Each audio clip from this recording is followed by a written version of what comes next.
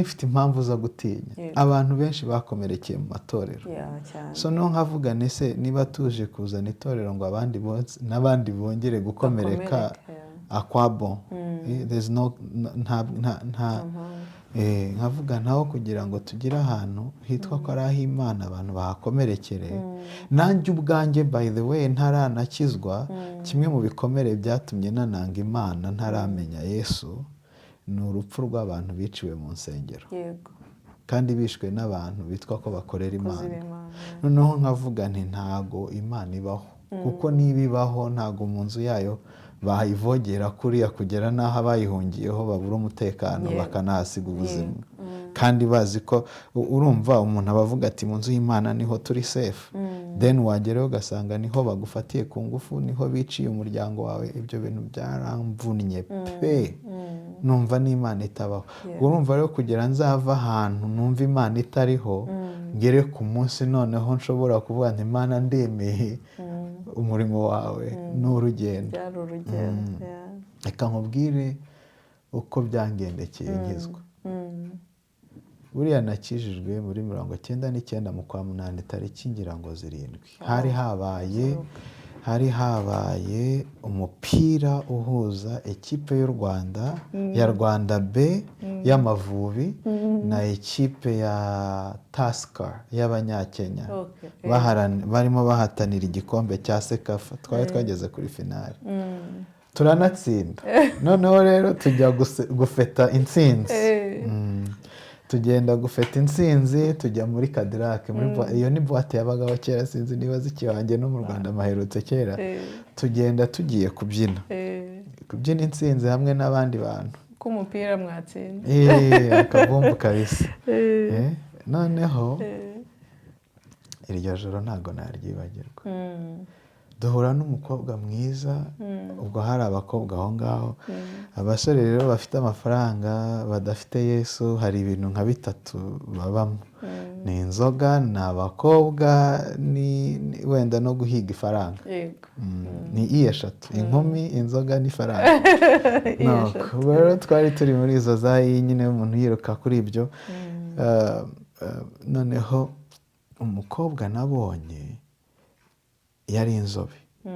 Ndamwegera ati witwa nde? Ati nitwa Rosine. Nkaba narigeze gukundanaho n'umukobwa wari uturanye no kwa sogokuru, kandi ndi umwana ariko naramukundaga, yitwaga Rosine. Baramwica muri jenoside. Ndababara pe, bamwicanye n'umuryango w'abantu hafi 18. Noneho umukuru we warokotse aza gukizwa. Agashaka kumbwira Imana nkumva ntabishyikira. Nari narayanze kuko urumva nari mfite ibikomere byinshi bituma nanga Imana. Nyogokuru wanjye yishwe n'umwana yareze yadopse. Urumva nk'icyo kintu yagize neza nk'umukristo, azize ubugwaneza bwe nk'umukristo. Nkavuga nibyo byose rero ni Imana. Ya Mana nyine dushaba kuba abana beza tukabigwamo. Mbese nanga Imana pe. Muri icyo gihe rero nagize imyaka y'uburebere nk'umuteenager. Burya umuteenager mu Kinyarwanda ni iki? Ingimbi? Umwangavu. Nk'umwangavu rwose. Ariko umwangavu ni umukobwa. Umwangavu ni umukobwa. So umuhungu yaba ingimbi? Anyways, ubwo urumva rero icyo gihe cyari igihe kigoye. Nanze Imana. Noneho nyura no mu bindi bintu, nibyo nigeze kuvuga ubushize. Urumva nari ndahantu mu mutima mbihiwe, numva ko Imana itabiriho, niba inariho ibintu yemera ko bibaho ntago biri fair. So tugiye rero urumva Rosine muvuze kubera ko hari uko nshaka kubiconnecta ku byambayeho. Tugeze aho kuri Cadillac, mbonye uwo mukobwa mwiza, afite amafaranga twari twahembwe, nasemuriraga muri Sekafa, nari meze neza. Noneho rero ubwo ndamubwiye nti wowe turaba turi kumwe. Twinjiranyemo, numva ari umukobwa mwiza rwose, mfite imigambi mibisha. Rero twinjiyemo, turagiye.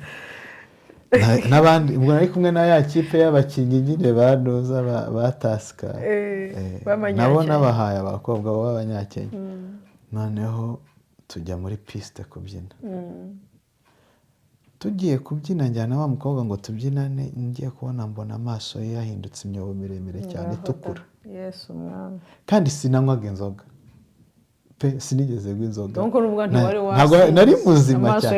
Ingewe ibyaha ibyaha byanjye byose nabayemo byari ibyaha biri bien calculé rwose. Nabaga nabitekerejeho, ntabwo ari ibyaha nakoze mvuga ngo nasinze.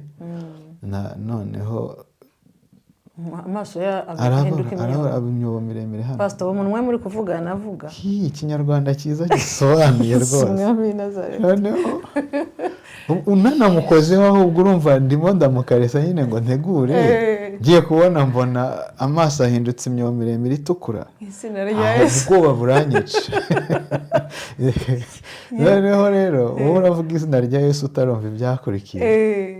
Kandi icyo gihe wari utaramenya kurivuga. Naba namwe murarizi. Ngewe naryo nari narakuriye mu rusengero, apana mu bakatolika, nakuruze mu baporoso, hariya ku Giporoso nyine aho Reverend Antoine yayoboye mu gihe cyashize. Niho nabatirijwe ndi umwana hariya. Noneho nkabivanga kuko mama yari umugatolika, papa ari umuporoso, so uwabonekaga kujya gusenga niyo twajyanaga. Noneho icyo gihe rero kandi nagize mama usenga cyane. Ntekereza ko bimwe mu migisha nagiye ngira nuko nagize umubyeyi wasengaga pe. Noneho rero aho muri Cadillac umukobwa turahagararanye, ndibuka n'indirimbo bari bashyizemo yari izuke n'impamvu amaso araba imyobo. Noneho ntangira kumva ngize isereri. Noneho ndavuga nti ibi bintu ni ibiki? Ntubona iyi nkovu hano? Aha ni njye winoshe. Ntureba zino ko ari inzara ebyiri. Nagize gutya ngo numve se koko umve ni buri maso ibi bintu biri kumbaho ndi muzima. Noneho njye ndi kumva ni naribabaje kuko ntuzireba se hano izi nzara ebyiri. Nagize gutya kabisa zinjiramo mvane ndimo ndarota. Noneho mbona ko ndi muzima. Ndavuga nti uyu muntu reka mbe mwigiye gatoya ndebe nahari wenda nta matara ari kumushyi kujya mbese kuko habaga hari amatara nyine yikaraga n'iki abane maybe nibyo. So musize aho muri piste. Noneho ngenda kubwira ba banyakenya twari kumwe nti mwitondera abakobwa. Ubwo nicyo cyari kinjyanye. Bageze uwitwa Roberto ahita ambwira ngo yo man, ngo your girl here is too funny. My girl mu mutwe wanjye base ntigeze ava ahangaha kuko yavugaga ngo she's too funny nkaho bagumye baganira kandi ari wowe mwana. Kandi njye mvuye kubyinana nawe hariya. Ndakubwira ngo nahise nta nubwo nakomeje ikiganiro, nahise mva aho ngaho ndiruka. Ku bantu babyiniye muri Cadillac baza ahantu hari biyari, ugahita ugenda ukagera ahantu mu nguni gutya ariho amatuwarete. Aribwo nari ngiye kugira ngo nkarabe mu maso, nanasohowe ubwoba bwamfashe. Nsanga ari aho hagati. Kandi ndamusize yicaye, nsanga yicaye ahagaze hariya ku nkuta. Koko ubwoba buranyica. Mpita nsohoka niruka. Nsohoka muri Cadillac rwose ndagenda. Ubwo nari ngiye kuri ya modoka rero tugomba kugendamo ngo ngewe nigendere ibyaho mbivemo. Ngeze hanze ku modoka mbwira ko bamusanze Pastor gatuma niruka nkava mu kiganiro. Yari kwicwa n'ubwoba. Abantu bakinisha isi turimo. Iri real. Iyo ubona umuntu ashobora kwica undi, jya umenya ko biriya ari imbaraga z'umwijima. Kandi izo mbaraga ubona z'umwijima zatumye umuntu yica undi ziri real, zirafatika. Urumva? So noneho rwose ngera hanze yari imodoka uribuka twa tuvitara tw'umweru tw'imiryango ine tumeze nk'utujipe ariko atari utujipe.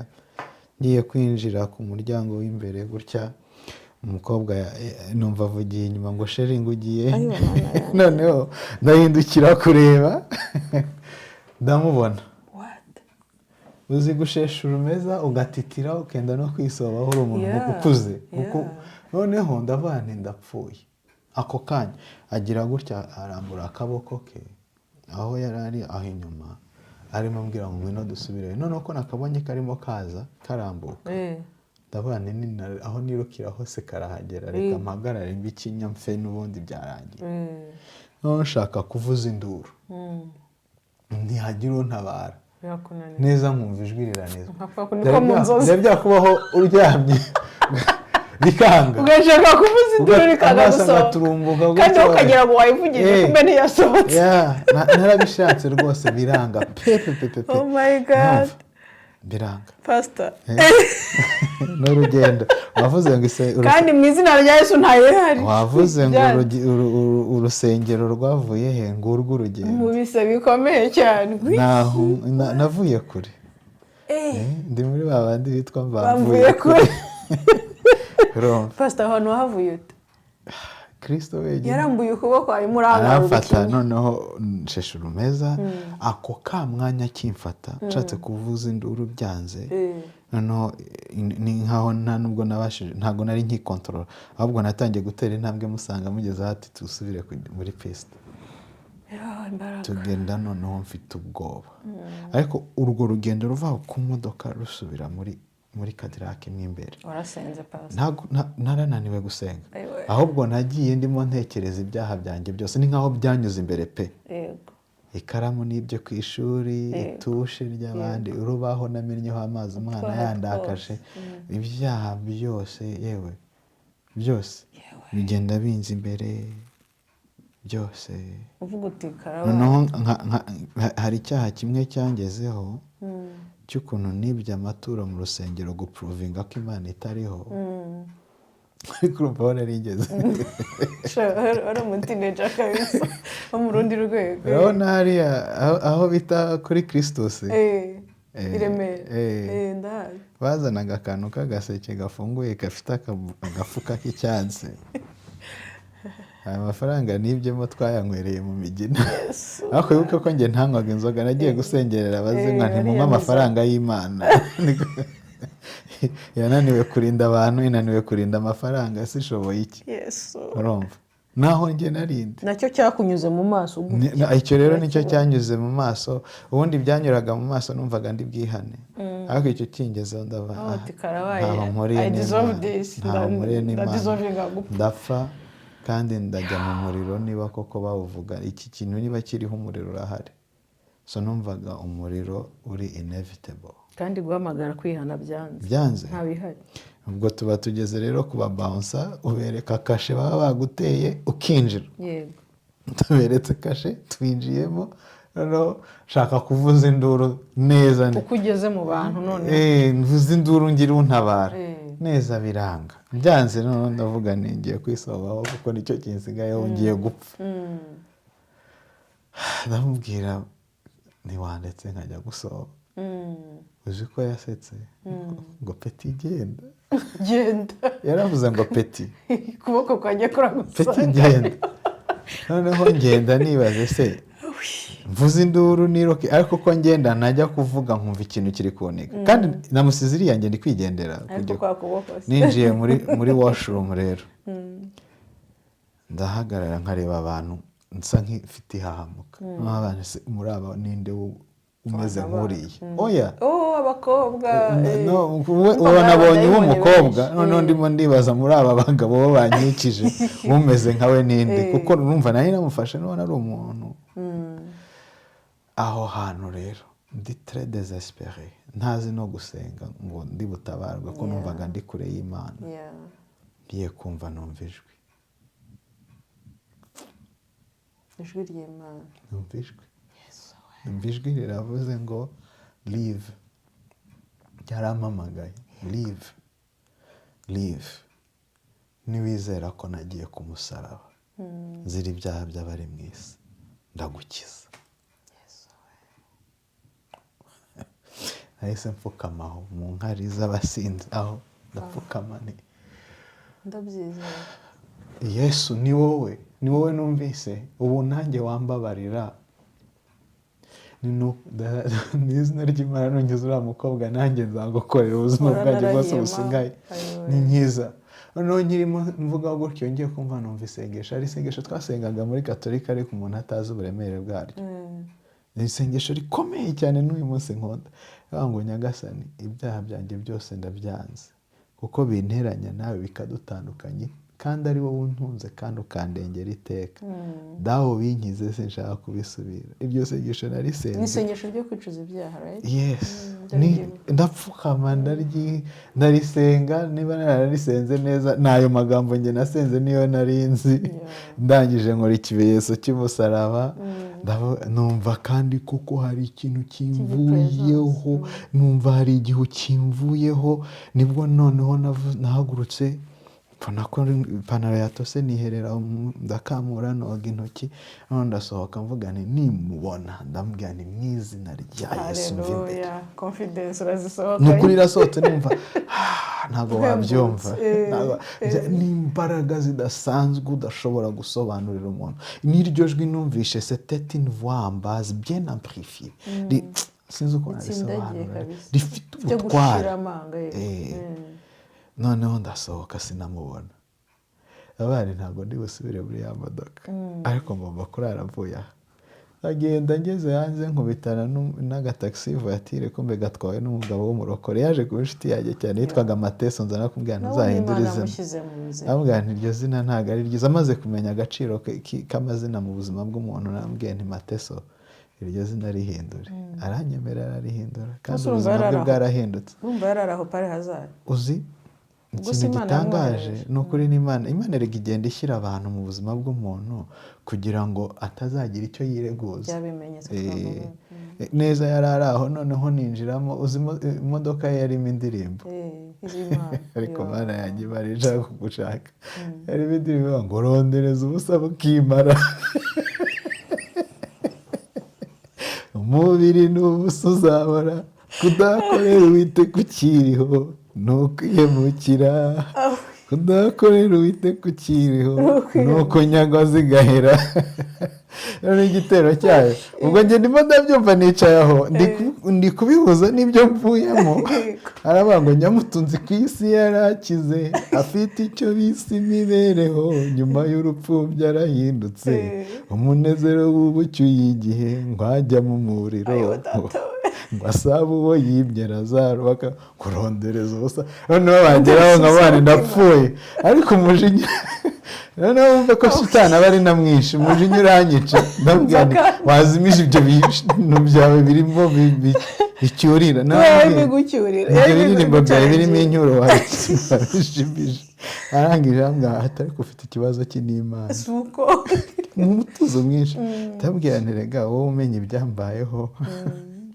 nawe wanyumva umugabo ati se nkujyanyeyo kutavuze numva akira ifite sandorani mu mvuga ndabwira akira aho ushaka hose azibangaza ari kure y'iyi Cadillac noneho turazenguruka abanza agira Kacyiru iwacu hari ku Kabeza ambwira nti tugende tugeze aha Kabeza tugeze ku Kacyiru nambwira nti kata hari umuntu nzi wigeze kumbwiriza yari umusore wigeze kumbwiriza ndamunanira baramubwiye ni shitani ntizikizwa niko wamusubije ariko ukubwiriza shitani ntizikizwa kuko numvaga ngewe rwose aho kujya mu by'Imana nakwibera nk'uwa shitani kuko ku ruhande rumwe nabonaga ko iby'Imana byanze ariko bya shitani byo ntabyo nari naragerageje ngo mvuge ntibyaranze cyangwa byarakonze turagenda rero njya gukomangira Bosco muri iryo joro saa 9 mu masaha 9 n'igice gutyo ati nk'ubu kuko muwamuje imiti ndamubwira nti notakingura ngo nsengere Yesu azakubaza amaraso yanjye arakingura ndamubwira nti uzi ibyabaye noneho ko mubwira ati mu izina rya Yesu mu izina rya Yesu veye ya mbere nariraye ntazi no gusenga niyo ngiyo nararanye n'uwo musore arimo ansengera yirukana imyuka mibi amvuga ati ngukokoyeho ibibi nkwirukanyeho imyuka mibi mbese mu gitondo ndamubwira nti imodoka y'akazi rero kabandi nayisize hariya kandi sinjya kuyikurayo njyenyine ntabwo subira hariya hantu ati nanjye naho najya ndabwira ese wowe imbaraga z'Imana uvuga ni gute uzivuga utazizeye njyewe ntabwo ndazigira ariko umaze igihe kinini muri ibi bintu niba mbimubwiye araba atari kuze n'ibindi turagenda imodoka turayitwara tuyisiga aho muri Ferwafa nuko ubuzima bwanjye bwatangiye mu wow nahise mva mu mujyi ariko nahise njya iwacu kwa papa kwibuka ibyumba kuko nari mfite ubwoba bw'uko umujyi wose wuzuye amashitani utazuririye noneho njya kwa nyogokuru noneho ntibari bazi impamvu mbeshya nyogokuru ko nje kumusura ko mukumbuye ko mbe nari nje kwihisha hariya noneho ngo mbanze nanasenge menye ibiri kumbaho rero icyo gihe bajyaga kuryama njye nkarara nicaye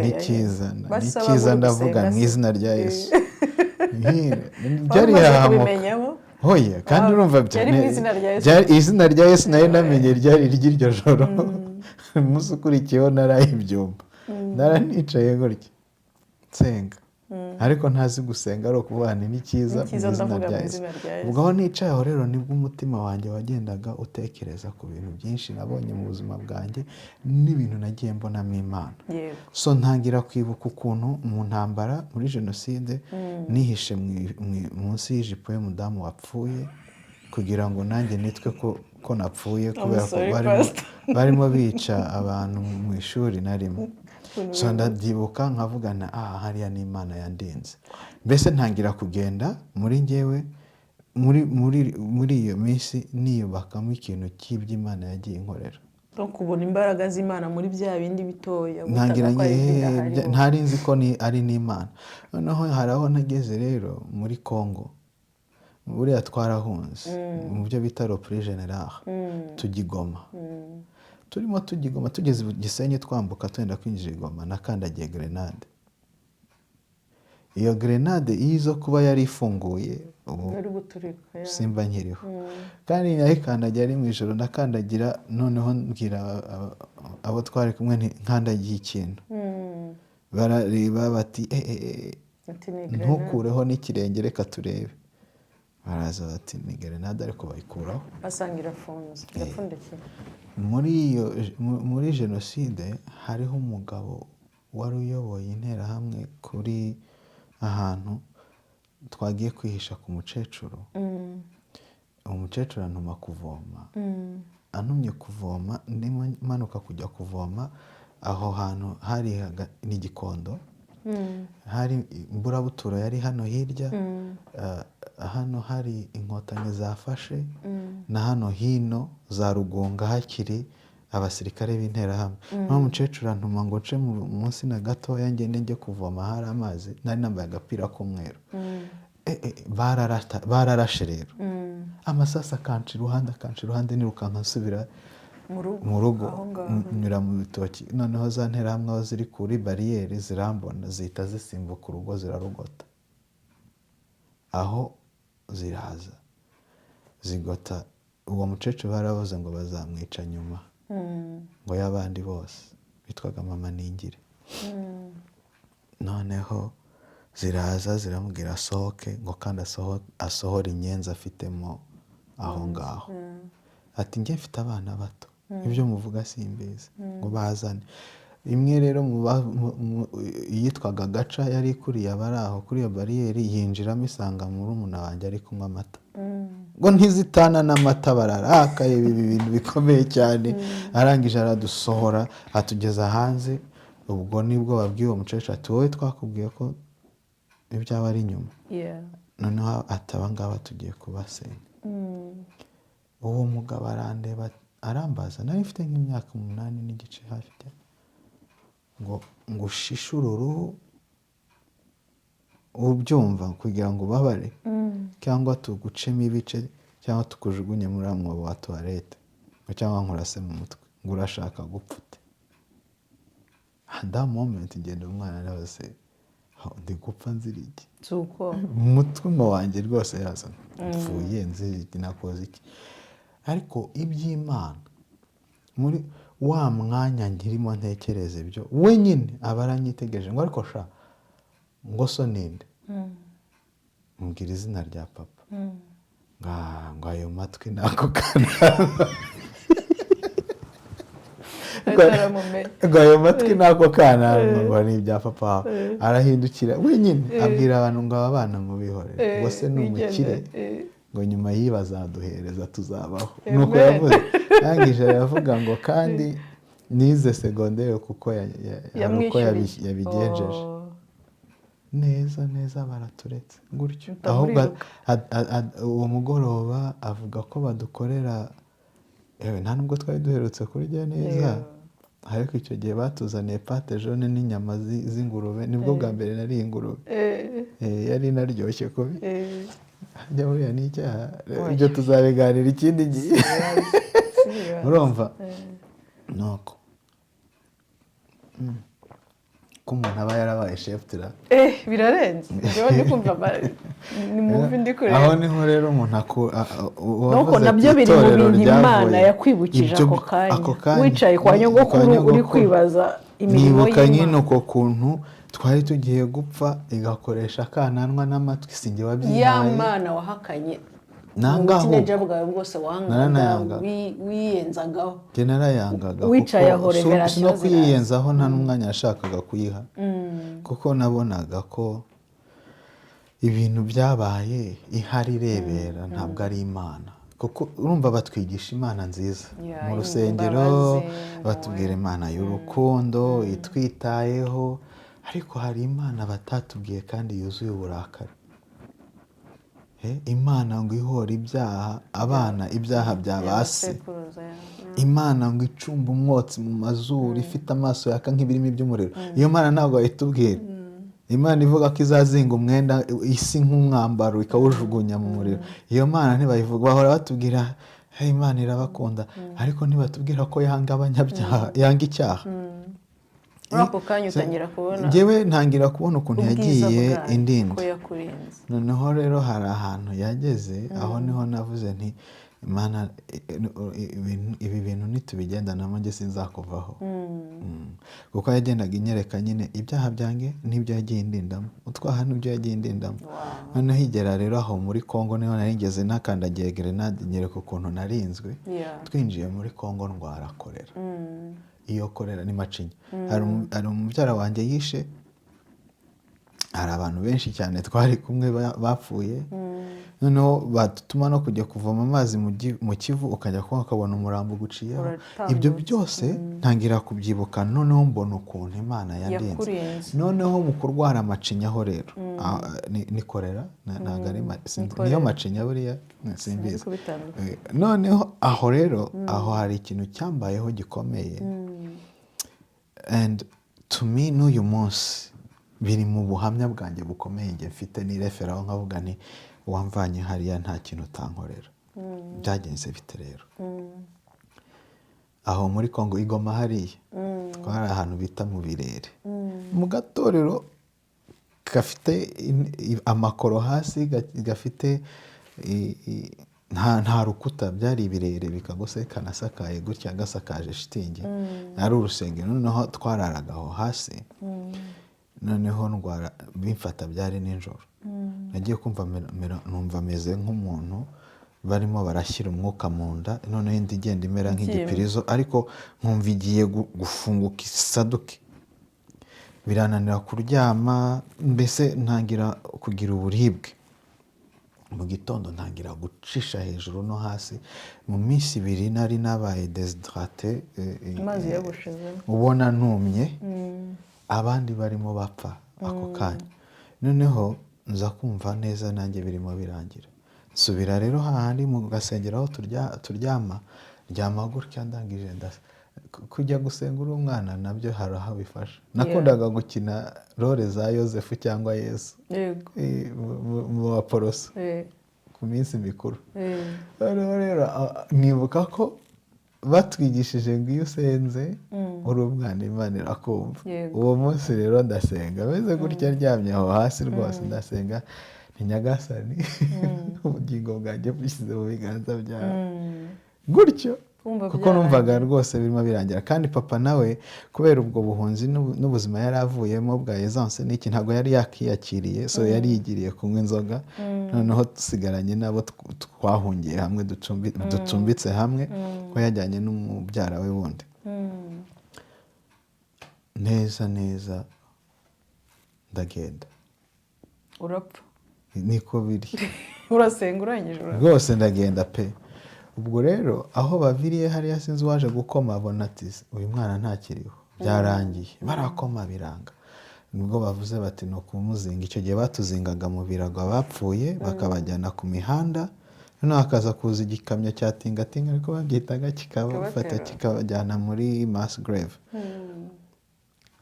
byiza byarangiye. urabona iyi nkovu mfite hano, iyi ngiyi ni umubyara wa papa wari wasinze basangiye wayishyizeho, avuga ati imirambo ntabwo ibabara ntacyo yumva, arakata arebe ko wapi. ubwo rero baranzinze mu kirago baranjyanye kujya kunjugunya aho ngaho. rero niho banjyanye, nabonye umugabo muremure cyane munini pe, afite urushinge mu ntoki. arambwira ngo hindukira ngo utere urushinge, untumye avuze ko uzamukorera. so ndahindukira ngo antere urushinge, wibuke ko hari abanyikoreye bagiye kujugunya. rero mpindukiye barandekura barandekuye bandunda hasi. noneho ahubwo bo barirukanka ngo umuzimu.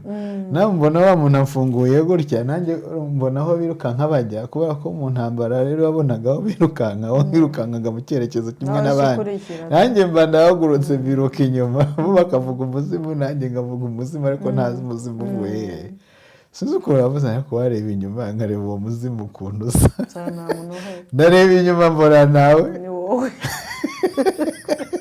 ako kanya wa mubyara wa papa wari wasinze, we biramunanira kwiruka cyane, ahita ahagarara ahindukira bati nurenga ahangaha ndakwiyicira gusubiza aho uvuye, uradushaka iki.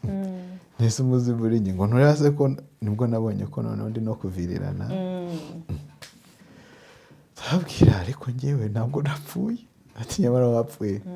ubwo rero mbabwira ibyo nabonye, uwo mugabo muremure. papa arambwira ati wagize akantu k'agakoma, umuntu wese ugiye muri koma agira halusinasiyo, ibyo bintu biceceke ntuzongere kugira. barapfutse, bampa amabiswi, hari ibibiswi bita compact, icyo gihe barabimpereza, bashakira n'agafanta nako kari kagoye, ndanywa ndahemuka, kandi mpita nkira korera iragenda, ibintu byose birarangira. papa ahita anyohereza kujya kubana n'umuwonkere wanjye wari uri ahandi.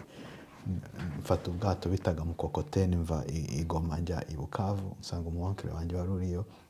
ubuzima bwanjye buba bwiza.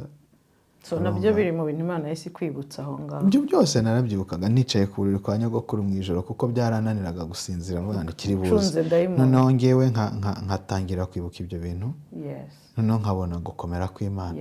noneho nza kugera ahantu mvuga nti n'ikinaza iyi Mana yagiye ikora ibi iri bundinde. urumva aho niho natangiriye kugira imbaraga.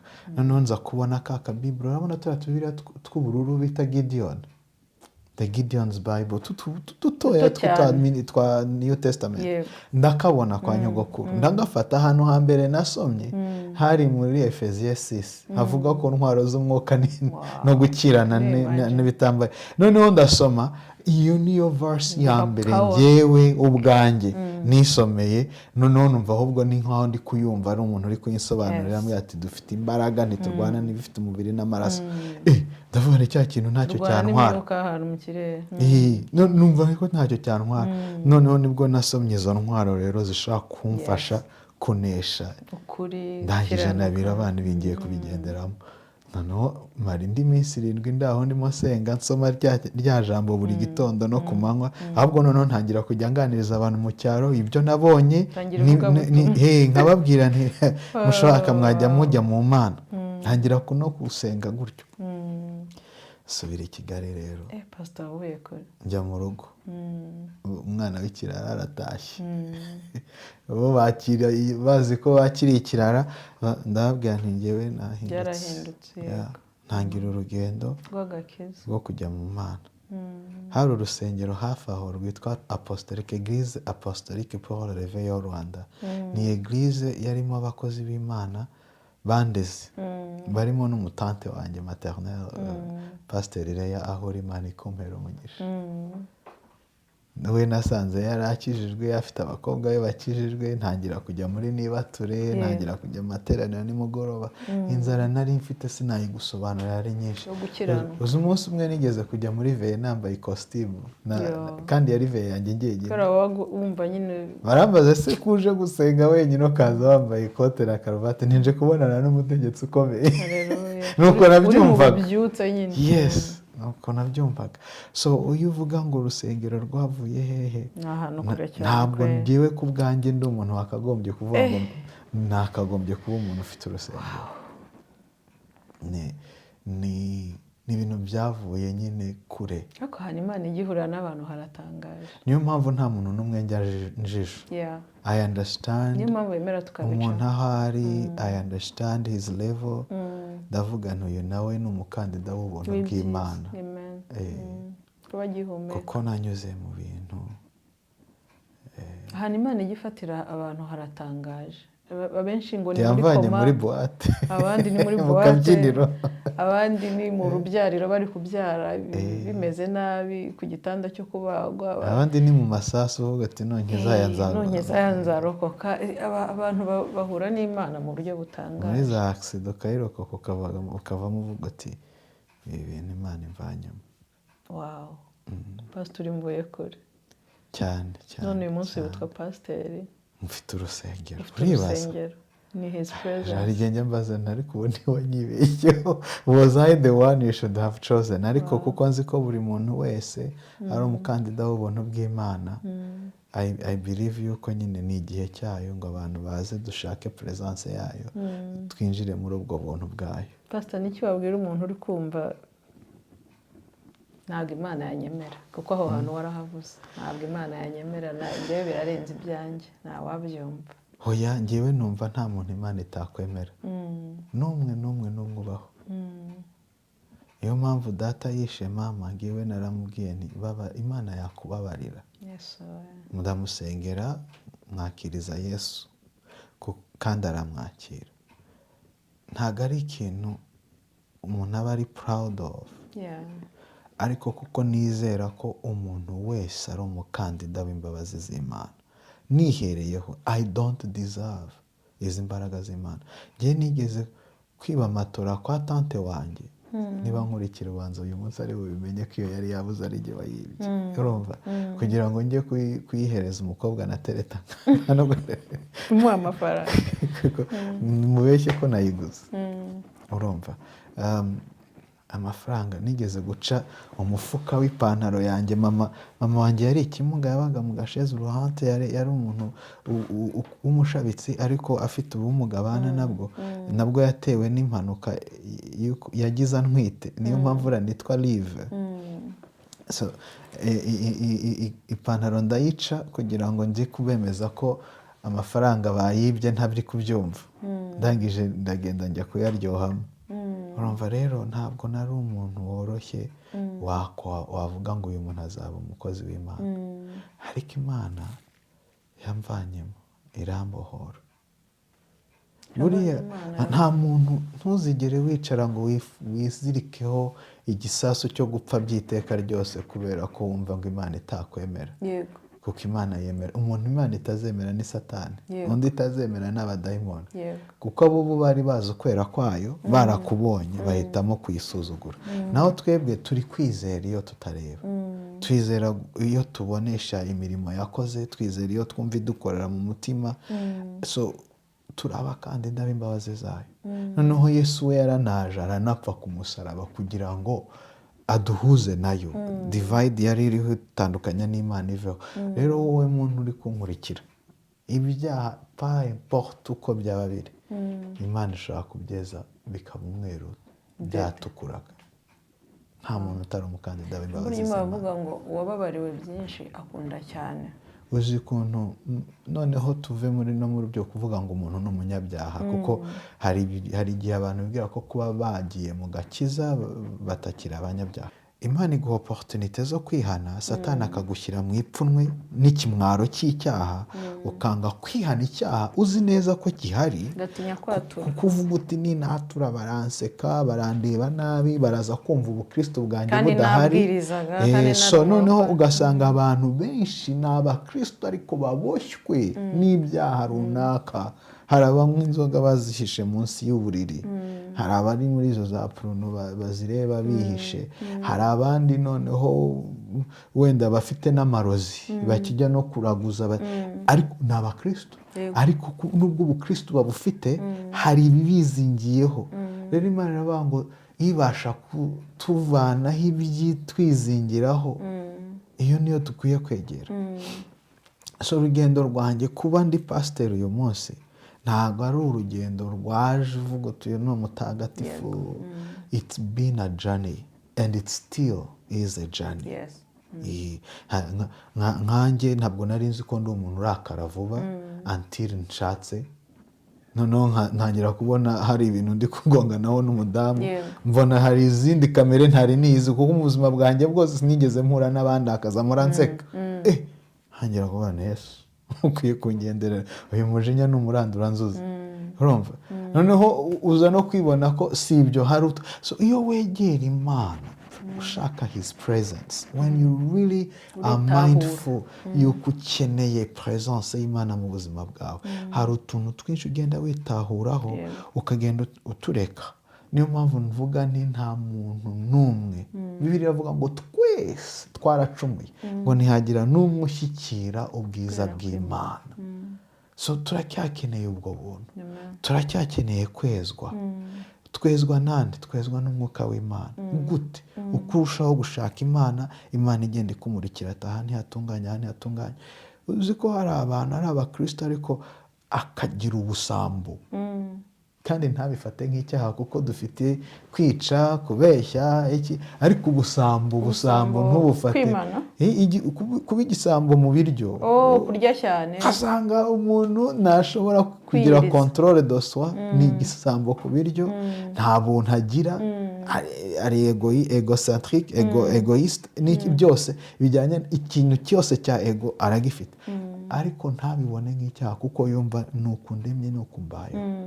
Ikindi buka hari umunsi umwe nari ndimo ndarya nihuta, numva ijwi rirambwiye ngo wakwiyubashye. Kandi mwuka wari utuntu nk'utwara tugukubita rwose kumvura mwaye. Amatama ameze gutyo. Ati wakwiyubashye. Numva bakanga. Mwuka wera ni mwiza. Ariko wakwiyubashye. Ugira n'umuntu wifuza. Iryo mva nk'ijwi rwose riri. Ariko mbere umwuka wari ukubwira ati slow down. Nta mukozi w'Imana urya gutya. Njye nkikizwa nava sinzigera nambara amatisi n'iby'abarezi. Niko bavuga. Rero ndagira ngo gutya rimwe nari mvuye gusenga nambaye ikintu cy'igipantaro kisaginga hasi kiri ibintu by'ibishusho gutya. Ngiye kumva nicaye ku buriri. Numva ijwi rwose ngo ndagukunda ariko wambara nabi. I knew ako kanya nari narabananiye. Mama wanjye yajyaga ambwira ati ariko niba ujya gusenga wagiye wambaye neza ibyo bintu, nkumva ari kumvana kubakura. So niyo mpamvu tujya duhorana uwo mutima wigenzura, dispose ku mwuka w'Imana. Ngo uvuga ndondora. Hari umuririmbyi wavuze ngo Imana ndondora umenye nkora byose, ngo werekane uko ndi kose, ntifate uko ntari. Urumva hari ukuntu ugomba, uru ni urugendo. Nkunze kubwira abantu, ndabyibuka n'ejo bundi kuri Pentecote ndimo nigisha nabisharinze na church, nababwira nti we are holy by association. Kwiyasosiya n'Imana, it's not by merit. Ntabwo tubimerita, nta n'icyo twakora ngo tubabera, ahubwo le fait yuko wiyasosiye ku Mana yo yera in his holiness, akugira holy. Ntabwo akugira perfect, ntabwo akugira perfect kuko perfection ni iy'Imana, niyo yonyine iri perfect, ariko igenda ikweza. So uko utinda muri presence ikakweza. Ibaze ko Imana yasanze igihuru n'ubutaka kuko yabijeho presence yayo yaje kuri icyo gihuru n'ubutaka. Mose agenda azi ko ari ibintu bisanzwe n'ubwo ati vanamo inkweto aho ngaho uri harera. Why? Imana ahantu iri harera, noneho ibaze ku muntu irimo nawe arera. Niyo mpamvu biri tubwira ngo ufite umwuka w'Imana ntiyongera gucumura. Si uko adakora ibyaha, ariko igicumuro cyo ntikiba kiri muri we, ahubwo mistake imutsima mu cyaha ashobora kwigwamo, ariko Imana igahita kuko ari mu mwuka ari no muri presence y'Imana ikabitatorera ikibi, igahita imbwira ati ezwa. So ikintu kizakwereka ko nta mwuka w'Imana ugira ni ukuba mu byaha ntibigukomange. Ariko umuntu wese uri kunyumva n'uzabyumva nyuma cyangwa se natwe ubwacu n'uwumva icyaha kitagukomanga uzamenye ko umwuka w'Imana atari ku buzima bwawe. Ko biravuga ngo umwuka wera naza ngo azemeza abantu iby'ibyaha byabo. Kubera iki? Ngo kuko batamenye. God, they did not believe in me. So umwuka niwe udutera kwizera Yesu, umwuka niwe udutera kumenya ibyaha, akadutera kwihana. Pastor yarahoze akubwira ati iki cyaha ni kibi kireke. Cyane kibi kireke aho urakosheje, wambaye nabi, rya buhoro, ukagera igihe utacyumva icyo kintu. Umwuka wera ajya agenda akava mu bantu, arakureka. Ntabwo ari ukuguhunga, ariko akurekera irari ryawe, niko ibyanditswe bivuga. Arakwihorera ngo abe ati ubwo udashyushye cyangwa ntukonje ndakuruka. So Imana ibivuga in those specific words ngo ndakuruka. Ikintu cyonyine gitera Imana iseseme ni umuntu udashyushye cyangwa ntakonje. Ngo abirimo kandi arimo no kuvanga. Bya byose ndavanga. Niba uri mu isi yibemo, niba uri mu Mana yibemo, ibintu byo kuvangavanga biveho. Urumva? Imana iyo urimo neza umwuka w'Imana abana nawe cyane, akagenda akweza akakugeza ahantu hari perfect. So itorero rero byavukiye muri ayo manyanga yose, muri ubwo buhamya bwose, muri uwo nguwo ndiwe. Imana igenda ikweza kugeza igihe kubwiye ngo go ahead tangira. Uzi ikinyoma ukuntu cyangoye, kandi atari ukubeshya ibingibi utunyoma tudafite n'impamvu pe. Ariko ukabeshya kuko uvuga uti nibamenye ukuri, cyangwa se nta mpamvu zo kuvuga ukuri, cyangwa ukanisanga wabeshya. Umuntu uhangana nk'ibyo ntakwiye kuvuga ati Imana noneho njye ntiyanyemera, kuko itwemero idushaka uko turi kugira ngo igende itweza, no kugira ngo tuzumva abazaza. Pastor, hari umuntu uzaza akavuga ikintu azi ko ari ikintu gikomeye cyane, ukamureba akavuga ngo yego ndakumva. Ni ukuri njye numva nta kintu ntanyuzemo ku buryo wenda sinigeze nsindara ngo mvuge ngo nasinze, ariko inzoga zatumye mva amaraso mu mazuru. Inzoga nabonye ibi bizakoresheje abantu. Nawe wamwumva. Wenda nta burozi natanze, ariko nabonye uwo bwishe. So hari ibintu bimwe ntakoze ntashobora kwandastandinga ubikora, ariko harimo byinshi nanyuzemo bituma nandastandinga ubikora. But God we abona byose ku buryo yandastandinga byose. So uko waza ntabwo waza uri above Imana, ntibishoboka. Reka tubwire umuntu wateze amatwi ko biracyashoboka. Biracyashoboka gusubira inyuma, umuntu akisuzuma, kwicara hamwe akavuga ati icyo ntariye sinakiriye, uwo ntishe sinamwishe, uwo ntabeshye sinamubeshye. That's it. Ngiye gufata inzira nshyashya. Ngiye gufata inzira nshya. Nanjye ndebe uko bashaka Imana. Wowe wavuze ngo wahungiye ku muntu w'inshuti yawe wahoraga akubwiriza. Buriya nta muntu utamugira uwo muntu Pastor. Abantu benshi baba bamufite uwo muntu. Umuntu urakubwira wazaje twajyana gusenga, noneho YouTube yaranabikemuye. Abantu banyuza amateraniro kuri YouTube, ntabwo yabura ahantu akatira akavuga ati you know what, nta mbaraga mfite ku bwanjye, ariko reka njye kwizirika kuri uriya muntu wenda yangayidinga yamfasha. Ariko umuntu ntiyagire umuntu wemera guhera ahantu oya n'ubu ngubu banakwandikira kuri cano yawe bati Nkabaha ibi nimero bintu wabafasha rwose. Ikintu kiriho ni uko nta muntu ukwiye guheranwa n'icyaha ngo aheranwe n'ipfunwe yumve ko ari ahari Imana idafite icyo yakora. Imana irashoboye kugira icyo yakora kandi pe nuyemerera iragikora. Imirimo y'Imana ni myinshi. Pastor, turagushimiye cyane. Mwakoze. Twavuze ku mirimo y'Imana, twavuze ku mbaraga z'Imana, ibimenyetso n'ibitangaza by'Imana. Mwuka wera ahabwe icyubahiro. Amen, amen. Turacyari mu bihe bya Pentecost. Ni wowe watuyoboye uko twabitanze n'uko twabihawe. Kandi tuzongera tuguhamagare kuko ubuhamya bwawe ni bwinshi, Pastor. Umva nanjye ndawufite. Uwo muzangenera nzaza. Uzatwitabe kuko ibintu ufite ni byinshi, uri shaped biteye ubwoba. Kandi hari abo byakubaka. Buriya hari igihe tuva mu bintu tukibagirwa ariko hari ababa bakiri gustrugglingana n'ibyo twavuyemo. Rero tujye twemera kubitanga kugira ngo nabo babone ibyo twabonye byiza. Mu minsi isigaje yo kubaho aho izankenera nzaboneka, namwe ni mpamagara nzaza. Pastor urakoze cyane. Imana iguhe umugisha cyane kutwitabira. Mwakoze Ndabizi cyane. muri byiza ariko Imana iguhe umugisha cyane. Amen.